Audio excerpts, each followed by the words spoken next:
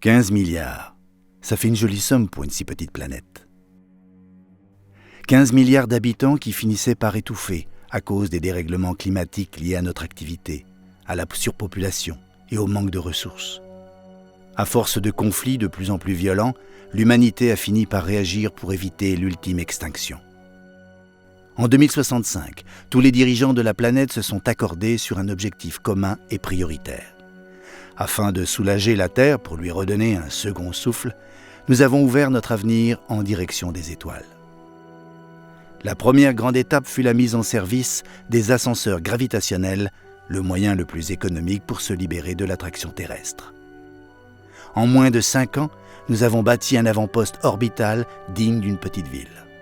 Ce fut un bon point de départ pour coloniser Mars, qui restera malheureusement dans la mémoire collective comme notre plus grand échec de conquête spatiale.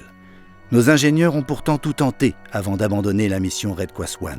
Impossible de lutter contre cette poussière de particules rouges emportée par de gigantesques tempêtes planétaires à répétition, qui s'infiltrent partout, usent les machines et tuent les humains. Quand il s'agit de survivre, nous ne sommes pas du genre à abandonner. Nous n'avons pas baissé les bras, j'en suis la preuve vivante, parmi les 15 000 autres passagers du Serenity. Notre vaisseau qui fonce à plus de 150 000 km/s en direction de Nemo, une exoplanète viable située dans la constellation du Centaure.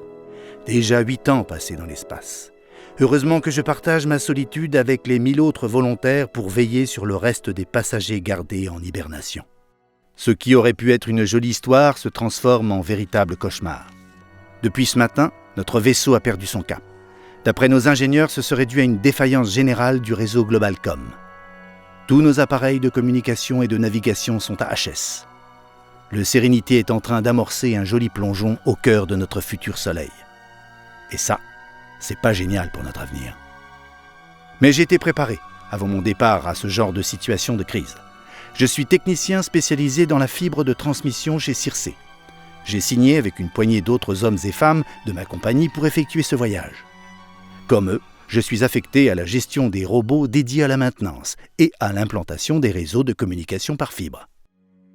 Et c'est à moi seul que revient la mission d'aider notre équipe sur le terrain pour réparer les dégâts sur les systèmes câblés. S'ils m'ont choisi, c'est bien grâce à toi, mon vieux Catfly. Tu sais que tu es le dernier robot à encore fonctionner sur le vaisseau ? Par chance, toi et moi sommes restés connectés. Alors, avec ce petit programme, tu seras mes yeux et mes oreilles. Bien, enregistre mes nouvelles données. Toi et moi avons été chargés de veiller à la sécurité de nos équipes pendant toutes les opérations qui vont être effectuées sur le terrain. Nous n'avons pas le droit à l'erreur. On fait un test maintenant pour voir si tu marches bien. Parfait. Je t'ai en vision subjective. Catfly, dirige-toi vers le premier sas. Tu trouveras l'unité réservée au personnel de Circe. Tu te poses là, je te rejoins tout de suite.